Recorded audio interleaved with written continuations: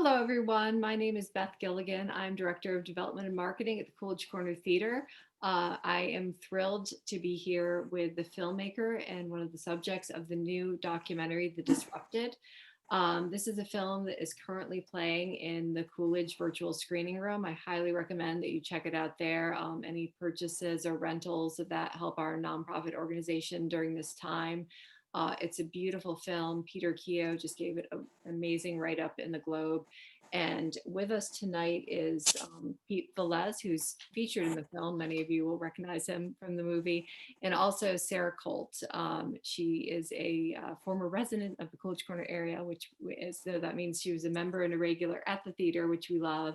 But she also has a production company that has created visually striking, character-driven documentaries aimed to educate and inspire. These include Emmy and Peabody nominated films for PBS's American Experience, including Walt Disney, Henry Ford, We Shall Remain, and The Gilded Age. This is her first independent feature documentary.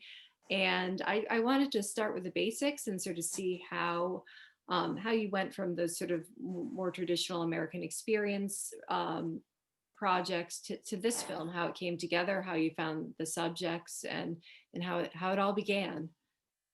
Well, I got this opportunity, which was a very rare chance to develop a film of my own that was not a commissioned film. And it came together in the aftermath of the presidential election of 2016, where so many things had happened that were surprising. And it was clear that there was a lot going on in the country that I was interested in trying to understand better. And so I felt very much as maybe some people feel in Brookline. I was living in New York City and feeling very much in a bubble and not really understanding what was happening. And so I spent several months sort of trying to figure out exactly how to create a project that would look into kind of what had happened.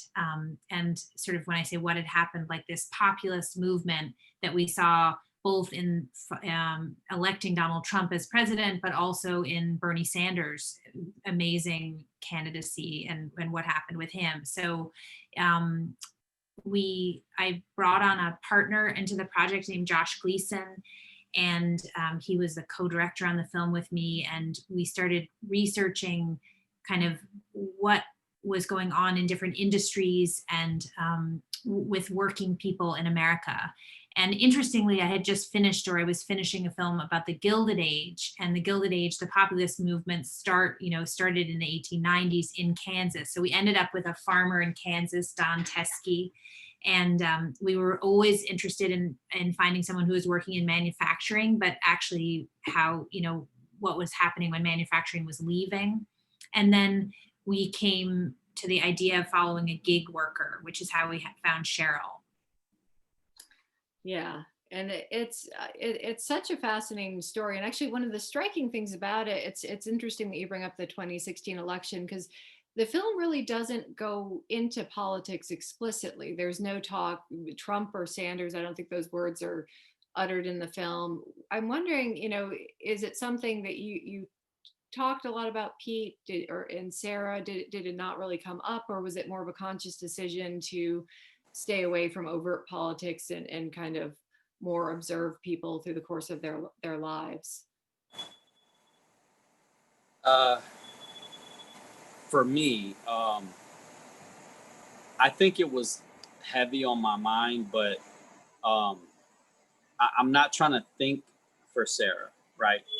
But it seems as if I were to be sounding off with my political views, it could potentially turn off a set of people who might have been able to get something constructive from the film. Simply because our political views don't, match up, they wouldn't give the film a chance. So if it were my film, I would have probably tried to steer away from that as much as possible. I know I have my opinions, and I also know that I come across, when I'm stating my opinion, it's like it's not the best delivery, right? So I think maybe if it were my film, I would have stayed away from it as well. But to answer your question, Sarah and I did have deep conversations of the current field, if you will, of politics. And at that time, we also talked quite a bit. It's pretty shocking where we are as a country. I got to be perfectly honest with you. I'm not very old, but I'm not young either. And in my lifetime, I've never seen it like this. You know, I mean, add to it this COVID, it's like a nightmare future scenario. It really is. I mean, Yeah. I don't know. And Sarah, was that true? I know I am with you with that. This is, I think people across all political lines would agree that this is pretty unbelievable situation we're in. Sarah, was that true also with Don and Cheryl? Were they very politically engaged, and did you consciously make a decision to sort of keep sort of name brand politics out of the film? I was really interested in having the film be something that would, as Pete said, sort of brings people together, because I think what we were trying to show was no matter sort of, I mean, we picked 3 people in 3 different geographies, in 3 different work environments. And the idea is, you know, these 3 people have nothing in common on the surface, but in fact, they have so much in common. And it's you know, hopefully there's like a larger whole that comes from the individual stories. And so it felt like if it was political, then you just lose somebody you lose a whole audience right from the get-go. And the hope with the film, and we are rolling out currently trying to have impact screenings and partnerships with organizations that would get people and with unions and different groups to watch the film and spark discussions, because the idea is to really, rather than divide people, which we're sort of living through this very divisive time, is to actually bring people together over issues that really we all share, which is like dignity of work and kind of what does our labor how does it bring, not only, you know, put food on the table, but also it brings us it helps us form who we are in the world. Of the 3 subjects, you know, Don is a very active member of, at the time that we were filming, 2 different unions. He's a vice president of the National Farmers Union, and he had a position at the Kansas Farmers Union. Now he's the president of the Kansas Farmers Union. So he's constantly lobbying in the state capitol and talking with people. So he is an active person lobbying on behalf of small farmers and family farmers. And then Cheryl, one of the reasons we were interested in following Cheryl was that in addition to her own personal story, she was starting to organize or trying to organize drivers, which was a very difficult thing to do. So those are political things, but they weren't necessarily overtly like one side of the aisle or the other. Yeah. And I guess, so just building upon one of the comments you made earlier, and stepping out of the New York bubble, I guess what were some of the things that surprised you most in traveling the country? And did you shoot sort of one segment at a time, or did you kind of rotate? We shot simultaneously, which is why it was so critical that I had a partner, that there was no way that I could do this all by myself, you know, going to the different locations. And Josh carried a very heavy load of traveling. And I mostly was with Pete, filming Pete and his family the majority of the time. And then Josh was filming with Don and with Cheryl. And there was a tremendous amount of travel involved. And it was not, you know, there's one scene in the film with the 4th of July. And, you know, it looks like we were with everybody at the same time, which we actually kind of were, except that we were very lucky that year, the 4th of July was on a Wednesday. So actually Don's celebration wasn't until Saturday. And Pete and I followed Pete to 2 different 4th of July celebrations on a Tuesday and a Wednesday. So we kind of made it work, but I was in Ohio, and then Josh was with Cheryl in Florida. And then anyway, it was very complicated, but we needed more people to follow everybody at the same time. Yeah, no, it was an impressive feat because it felt very seamless, I'm sure, organizing it. So were particular things or particular regions of the country surprising to you?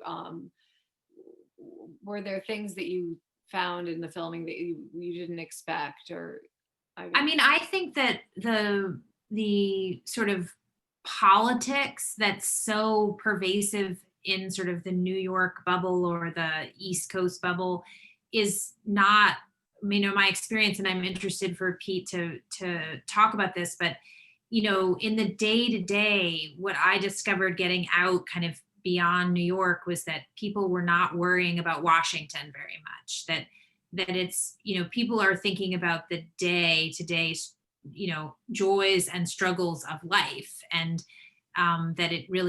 that Washington politics kind of, happens every 4 years, but then people aren't really thinking about it. Is that accurate, Pete?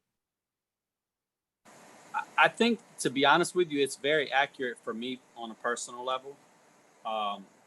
You know, as the movie, as everyone saw, I had a lot more, I guess, bigger fish to fry with my immediate situation. So for me, definitely the politics kind of took a back seat. I follow them, and I think a lot of people around me follow them. But if you look at what's happening right now, this is really weird because the film touched on 3 personal situations that were all similar, right? Well, right now there's millions of Americans that are going through exactly what I went through. Job loss through no fault of their own, different struggles, different trials. I feel like the movie is more relevant now than ever. You know what I mean? Because if the movie would have premiered when the economy was great, you wouldn't have a lot of relatable minds that would watch the film, right? Or maybe they would watch it, but then they couldn't. You just can't relate because things are good for you, But right now, the film is so relevant to so many more, and it's bittersweet, right? Because I don't wish that on anybody, but the message that I personally wanted people to get out of the film was that no matter what, right? You just can't give up. You have to just find a way. And I think, unfortunately, through no fault of their own, there are millions of Americans that are now gonna have to do that, So. And I just to add on to that, Pete, I think I feel like what has happened with the pandemic, in so many ways, it has kind of exposed things that already existed in our society that maybe were either hidden or hidden to some people. But I think there were many people in your situation pre-pandemic, but it was kind of masked, and now it's like unmasked because we see how fragile the economy actually is. Yeah. Yep. I think that's definitely one of the most sobering aspects of the film, is just going into it with the knowledge that this was filmed before COVID and during, the booming economy and the stock market, at record highs, but it's not being reflected in people's lives. And I think, you do a good job of sort of also tracing that cycle that seems to happen, I think, with 3M and with companies like Lyft and Uber. They come to town and it seems like it's going to be this great thing and workers are getting tremendous benefits, but over time that really shifts away from the workers to corporate bottom line profits, which I think makes Pete's optimism all the more striking. So I just want to ask you about that, because I think that's one of the more, it's one of the inspiring things about the film, Pete, is that you manage to maintain optimism and this determination to sort of get through things Can you talk about where that sort of resilience comes from and and Well, I got to be honest with you. 3M was the longest job I ever had, and B, pretty much like one of the first good factory jobs that I ever had. So the fact that I was fine before 3M, it was easy for me to say I'm gonna be okay. And even though there were some days where I had to really look in the mirror and tell myself that and convince myself that it was gonna be okay, I look back on how life was before 3M. And then that was very comforting for me. You know, it would allow me to just relax because I knew that 3M wasn't my lifeline. There were people there that had worked 27, 28, 30 years there. They were the ones who were like devastated. Although I was shaken, but these people were devastated. Like, I'm gonna lose everything. I'm gonna lose my house. I'm gonna lose my car, my kids, their future. Like, it was heartbreaking to see those people, you know. And that's another thing actually that motivated me, because I told myself from that point that I would never allow myself to get into that kind of a situation. And that's why I convey the message of this distrust for corporations, because I'm actually working at a place right now. I don't want to name them, but you know, I kind of see a lot of similarities between what I went through and what's currently happening here. You know, you corporations, they just don't care. I mean, you know, everybody's expendable, but before they're expendable, you're a liability. So you're never really looked at as an asset, because at any given point you can be, you know, let's say you get hurt, God forbid you get hurt. Now you're not working, you're not producing anything for them, but you're still getting paid in a way through them. So they kind of look at every employee as a liability as opposed to an asset. And it just creates an environment where, you know, you just kind of have this disgruntled employee the whole time he's there. But for me, to answer your question again, I just want to reiterate the fact that I was somebody prior to 3M is what allowed me to just say, you know what, I'm going to be fine and I'm going to push through this. A lot of people, unfortunately, like I said, they dedicate their lives to these corporations, you know, for the corporations to turn around and just, you know, pull the rug out from under them. And originally I was going to be that guy to try and, I don't know what I was going to try to do, but I just thought that I was going to come out here and let America know about how corporations are and how bad they are. And, you know, and then it turned into something else. I'm really happy with how it turned out. And I'm really happy that I didn't come off as the angry guy, right? Because I feel like then the message is better received. But yeah, I have a really bad taste for corporations. And for me in here, I'll never let them win. Never.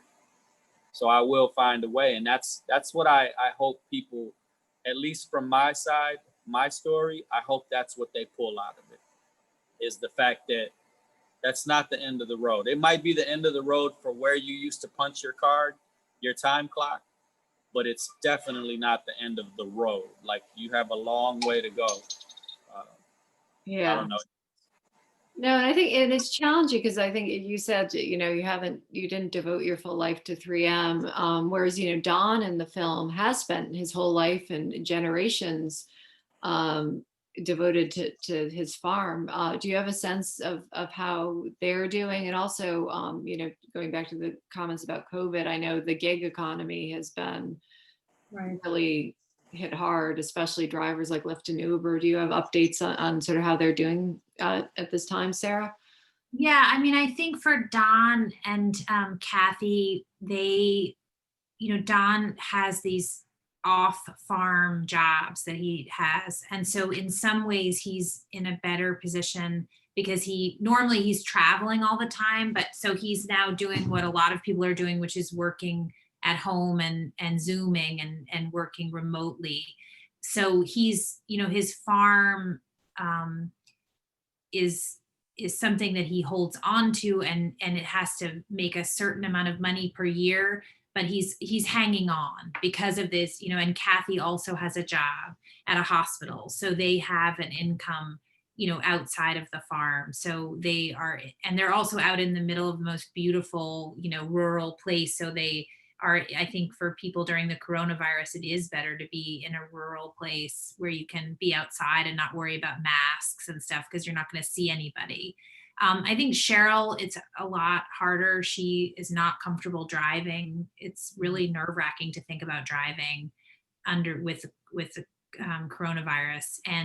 But she thankfully does have a partner, and he's still working and he can work remotely. So he was sent home to work remotely. So they feel safer now that he's remote. So they're doing okay. Yeah, no, that's good to hear. Because I think this, it'll be interesting to see, the effect that this has on, because it seemed like, and you can reinforce if this is true or not, Pete, the closing of a place like the 3M plant would have widespread effects, not just on people's home lives, but on, your community in general. Did you really feel changes within your town and your cities as a result of this? Was it sort of a palpable feeling? So it was a all too common feeling. And what I mean is, like, when I was younger, Lorraine it was it was a heavy hitter in Ohio. I mean, we had steel mill, we had the car industry was here heavy. There was a lot of factories here. And as I grew up and I became a teenager and then a young adult, like, all of these options for jobs, me being like a high school graduate, they just went away. They were just gone. By the time I was in high school, I mean, literally, Ford was gone. The steel mill, it was like very few employees. Um, it was just bad. So this actually was just another hit, and I know that's, I don't know, kind of maybe downplaying it, but when you're from an area that it was such a booming area, shipyards, I mean, you had ships coming in, delivering things to the steel mill, taking product out and out to the world. And then all of that just stops.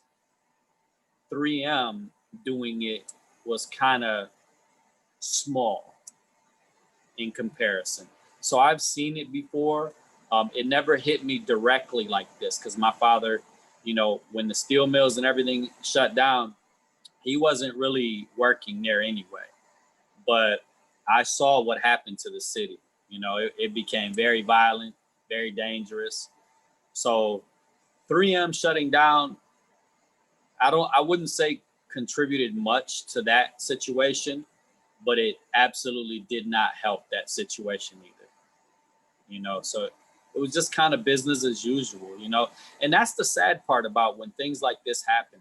People just kind of, they just take it in stride. And that's good and bad, right? It's good because then you don't let it get you down and you keep pushing forward, but it's bad because you accept it as normal. And it shouldn't be accepted as normal. These corporations should not be able to just do things like this, because I guarantee you that all the people at the top, they're still getting their bonuses. They're still getting all of the things that they had prior to these shutdowns, probably even more, because I was told by an insider that shareholders are happy when they shut companies down because it shows a sort of devotion to the shareholder. And it's like, man, like, the employee is so low on the totem pole that they're not even looked at when plants are shut down. Only what the shareholders think, so that they won't sell off all their shares and then the stock becomes worthless. They want them to hold on to it. And they're like, look, this is what we're willing to do to keep these stock prices high and keep it viable and stay in the market so that you can keep getting a return. And that's something that I feel like is accepted now as everyday, business as usual type of a thing. And I don't like that at all. And COVID, I know COVID is a sickness, it's a disease, but it did that as well. Like, you look at all the little mom and pop shops, nobody was able to survive, and then what do you hear in the news? You hear about these loans that were meant for mom and pop, right? But they're giving them to people that were already rich, right? And it's like, man, you hear about people getting $3 and $4 million and they already had 30 million in the bank. Well, what about mom and pop who are forced to shut their business down? Now their dreams are dashed. And this was supposed to be America where that was encouraged. Do you think people are going to be as willing to go into business for themselves after having seen what happened to these people that were not on the level of corporations, but had their own business and they were able to provide for themselves and their families? And then as soon as the pandemic hits, all of that stopped. One government issued order shut down thousands and thousands of businesses that were in the heart of every city in America. And now all you see around you that's open are the big box stores, Walmart, Sam's Club, the normal people. So they continue to eat just fine, right? Everybody else suffers. So you create this way of thinking that this is normal or maybe even okay. But my fear is that you're not going to have entrepreneurs that are willing to go out there and do something for themselves and their families for fear of losing it to another shutdown or, something like that. I don't know. I just feel like they've accepted this as normal, and that's not good, Yeah. Do you sense that, do you both sense that sort of there might be, hate to use the term, like silver lining to COVID, just in terms of awareness? Because I think people, it's inescapable. It's not hidden anymore to the same degree that, when you see that like the Walmart or the Home Depot is open and these, small mom and pop shops, as you said, are shut down and can't survive. Do you think that there's greater awareness and, activism behind these things? Did you witness that, Sarah, while filming? I mean, I think that, in talking to Don about this, he unfortunately is reporting that, this is only, just as Pete is saying, it's only, the big conglomerates that can survive this. You have to have very deep pockets to survive the kind of disruption that we're going through with the coronavirus. I think that the hope, like what we hope with the film, is that, the realization that Pete or Cheryl or Don are not on their own. I know we were really thrilled to do a screening in Kansas City that was a drive-in movie theater screening. And Don, unfortunately, I wasn't able to be there, but Don was there, and many farmers came. It was sponsored by the Kansas Farmers Union and a bunch of other nonprofits, and many farmers were there in the audience, and they came up to Don afterwards and thanked him for speaking about something that everyone is feeling, but everybody feels very alone. And so I think the silver lining, in answer to your question, is a sense of hopefully people recognizing that we are not all in our own individual bubble dealing with these problems, that it's okay to be honest, and there's something bigger going on. It's not just Pete alone and his friends at 3M who are getting laid off, and obviously he knows that's not true because Lorraine is a town, a very classic Rust Belt town in the sense it was a boom town and isn't anymore. But we're not all alone, and that we need to kind of come together as Americans to solve these economic problems and make a brighter future. And if the coronavirus, if there is any silver lining, it's hopefully that we can bring people together. Yeah, and I think that's such a beautiful message. And I think one of the most engaging things about the film is it's not abstract political ideas, it's people. and you seem to have built a real trust between your subjects. We get to know them very well. Pete, you're very candid in many the sequences with what's going on in your life. So I just wanted to wrap things and just ask how your family's doing, how your son is, and I'm so happy to say that he is doing great. I mean, high school, although he only goes for 2 days a week, high school has been a tremendous blessing. He's opening up. He has more of a social life. I see him now more normal than ever. I love it. And I look forward to him continuing to grow. He works on Saturdays and Sundays as a photographer's assistant. And it's really crazy, Sarah, because his interest in video and movie and all of these things came from the experience. So, I mean, if he can do something like that, I have nobody but you to thank, because Lord knows I can't even take a good picture, So thank you for that. My wife and I, we're in a wonderful place. It got pretty rocky, right? But I feel like a lot of the problems that we've gone through, I mean, this might sound cliche, but it's just kind of made us stronger, because, when in the moment, it's really muddy. It's not real clear where things are going, and then when you come out of it and you look back, you're like, damn, man, like we made it through that, and it almost makes you feel invincible, inseparable, So I'm happy to say that on my end, everything is really looking up, We're good. That is a wonderful way to end things. I'll have you guys stay put for another minute while I stop the recording, but thank you both for joining us for this Q&A. You're welcome.